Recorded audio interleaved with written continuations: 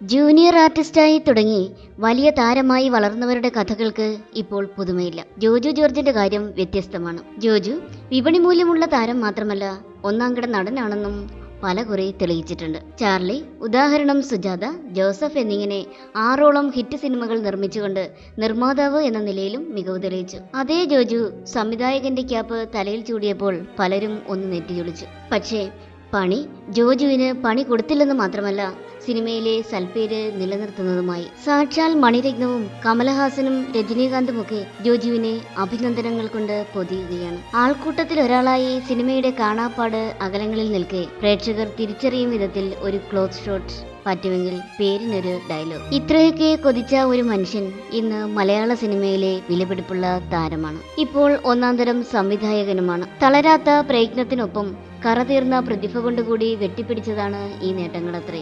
എന്നാലും മനസ്സ് മടുപ്പിക്കുന്ന അനുഭവങ്ങളെ ആത്മവിശ്വാസ കരുത്തുകൊണ്ട് നേരിട്ട ഒരു ഭൂതകാലം ഈ മനുഷ്യനുണ്ട്. 1977 ഒക്ടോബർ 22 തൃശൂർ ജില്ലയിലെ മാളയ്ക്കടുത്ത് കുഴൂരിൽ ജനനം. ജോർജ്, റോസി എന്നിവരാണ് മാതാപിതാക്കൾ. ഹൈസ്കൂൾ വിദ്യാഭ്യാസം കുഴൂർ GHSSലും തുടർപഠനം ഇരിങ്ങാലക്കുട ക്രൈസ്റ്റ് കോളേജിലുമായിരുന്നു. 1991 സംവിധാന സഹായിയായിട്ടാണ് സിനിമാ രംഗത്തേക്ക് വരുന്നത്. ജോജു പഠനത്തിൽ അത്ര മിടുക്കനായിരുന്നില്ല. ചെറുപ്പം മുതലേ അഭിനയം ഭ്രാന്ത് തലയ്ക്ക് പിടിച്ച ജോജുവിന്റെ മനസ്സിൽ പ്ലാൻ ബി ഉണ്ടായിരുന്നില്ല. ഇതല്ലെങ്കിൽ മറ്റൊന്ന് എന്ന് അയാൾ ചിന്തിച്ചില്ല. എത്ര കഷ്ടപ്പെട്ടാണെങ്കിലും സിനിമാ നടനാകണം, ആയേ തീരൂ. ഈ ദൃഢനിശ്ചയം കൊണ്ടാണ് കോളേജ് വിദ്യാഭ്യാസം പൂർത്തിയാക്കും മുൻപ് ജൂനിയർ ആർട്ടിസ്റ്റായി സിനിമയിലേക്ക് കാലെടുത്തു വെച്ചത്. അക്കാലത്തെ സങ്കല്പമനുസരിച്ച് ഒരു നായക നടന് വേണ്ട രൂപസൗകുമാര്യമൊന്നും തനിക്കില്ലെന്ന തിരിച്ചറിവ് മറ്റാരേക്കാളും ജോജു ജോർജിനുണ്ടായിരുന്നു.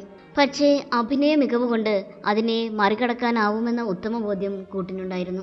30 വർഷം മുമ്പ് മഴവിൽ കൂടാരം എന്ന റഹ്മാൻ ചിത്രത്തിലൂടെയാണ് ആദ്യമായി അദ്ദേഹം മൂവി ക്യാമറയെ അഭിമുഖീകരിക്കുന്നത്. പിന്നീട് വർഷങ്ങളോളം ചെറുവേഷങ്ങളിൽ ഒതുങ്ങിക്കൂടുമ്പോഴും തന്റെ ദിവസം വരുമെന്ന ഉറച്ച പ്രതീക്ഷ ജോജുവിനെ നയിച്ചു. 2010 മുതൽ ജോജുവിന്റെ ശുക്രൻ തെളിഞ്ഞു തുടങ്ങി. ആളുകൾ തിരിച്ചറിയുന്ന കഥാപാത്രങ്ങളിൽ നിന്ന് മെല്ലെ വളർന്ന് സഹനടനായി അരങ്ങേറി. വിവിധ ചിത്രങ്ങളിലെ അഭിനയ മികവ് പരിഗണിച്ച് സംസ്ഥാന ചലച്ചിത്ര അവാർഡ് കമ്മിറ്റിയുടെ പ്രത്യേക പരാമർശത്തിന് അർഹമായി. 2018 ജോജുവിന്റെ ഭാഗ്യവർഷം. ജോസഫ് എന്ന സിനിമയിലെ ടൈറ്റിൽ റോൾ അവതരിപ്പിച്ച് കയ്യടി നേടിയ അദ്ദേഹത്തിന് ദേശീയ അവാർഡ് കമ്മിറ്റിയുടെ പ്രത്യേക പരാമർശം ലഭിച്ചു. സംസ്ഥാന തലത്തിൽ മികച്ച സ്വഭാവ നടനുമായി. നായാട്ട് എന്ന സിനിമയിലെ പ്രകടനത്തിന് ഡിയോറമ ഇന്റർനാഷണൽ ഫിലിം ഫെസ്റ്റിവലിൽ മികച്ച നടനുള്ള പുരസ്കാരം. നായാട്ട്, മധുരം എന്നീ സിനിമകളിലൂടെ വീണ്ടും മികച്ച നടനുള്ള സംസ്ഥാന അവാർഡ്. ഇതിനിടയിൽ ഒരു 2ാം ക്ലാസ് യാത്ര, ലൂക്ക ചുപ്പി എന്നീ പടങ്ങളിലെ പ്രകടനത്തിന് സംസ്ഥാന അവാർഡ് കമ്മിറ്റിയുടെ പ്രത്യേക പരാമർശം.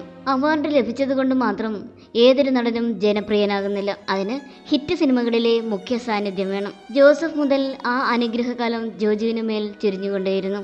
Take off, June, Nayattu, Malik, trance, Porinju Mariyam Jose അടക്കമുള്ള സൂപ്പർ ഹിറ്റ് സിനിമകളിലൂടെ താരപദവി ഒന്നിനൊന്ന് ഉയർന്നു. ധനുഷ് നായകനായ ജഗമേ തന്തിരം എന്ന ചിത്രത്തിലൂടെ തമിഴിലും അരങ്ങേറ്റം കുറിച്ചു. കാപട്യം എന്ന വാക്ക് ജോജുവിന്റെ നിഘണ്ടുവിലില്ല.